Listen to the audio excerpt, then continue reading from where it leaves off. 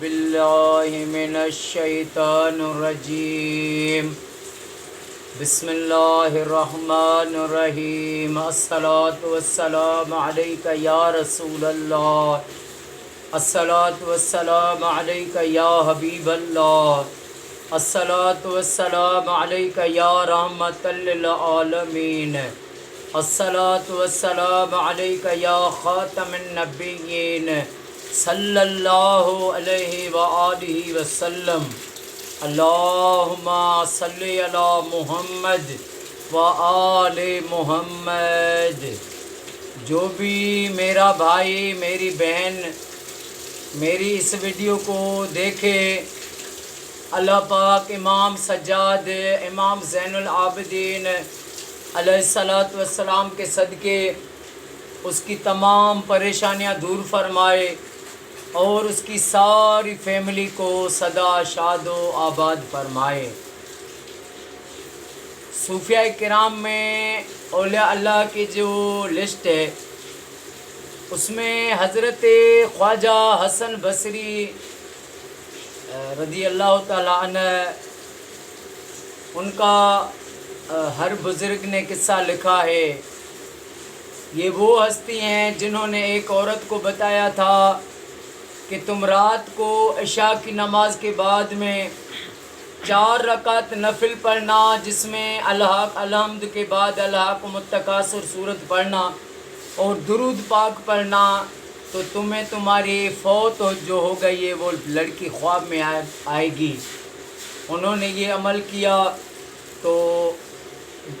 اس نے دیکھا عورت نے کہ وہ تکلیف میں ہے، اور خواجہ صاحب نے بھی اسی رات اس کو خواب میں دیکھا کہ وہ جنت میں جھولوں میں ٹہل رہی ہے۔ تو خواجہ صاحب نے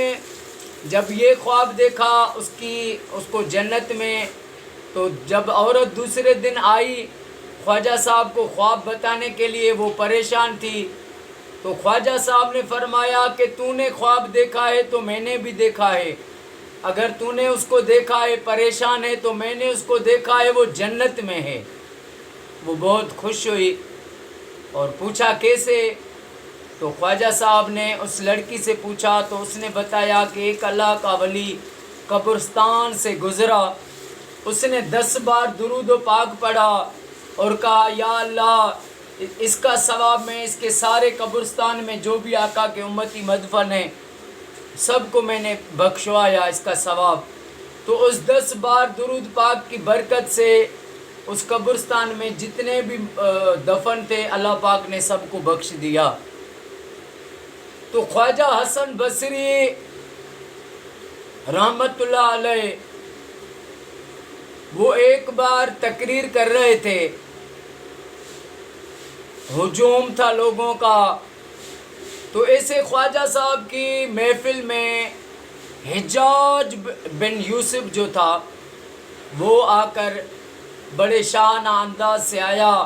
اور بیٹھ گیا۔ خواجہ صاحب نے اس کی طرف دیکھا ہی نہیں، وہ بیٹھ گیا۔ نہیں تو جو دنیا دار عالم ہوتے ہیں نا، ان کے پاس کوئی بڑا آدمی آ گیا تو وہ اللہ کے ذکر کو چھوڑ کے اور اس کے نعرے لگانا شروع ہو جاتے ہیں، خوشامدیں کرتے ہیں پھر ان کی۔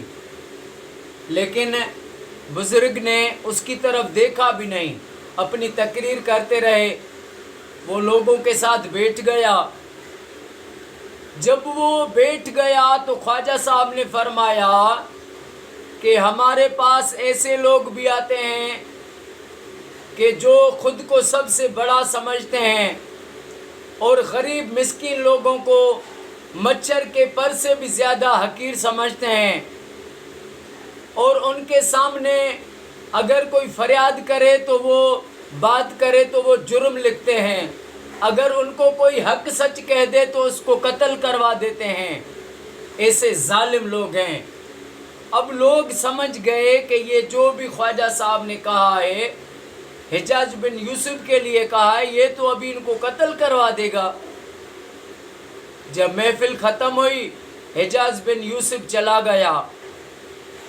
کچھ ہی عرصہ گزرا کہ اس نے ایک خط بھیجا خواجہ حسن بصری کے پاس اور اس میں یہ کہا کہ میں آپ کے ساتھ ملنا چاہتا ہوں، ملنے کی خواہش کی۔ وہ خط جیسے ہی خواجہ کو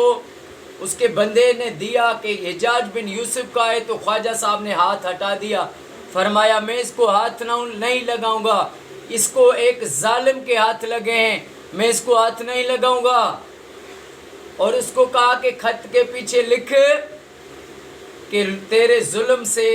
لوگ تنگ آ گئے ہیں۔ وہ اسے لکھوایا اور اس کو واپس کر دیا، نہ اس کا خط پڑھا اور نہ اسے ملے۔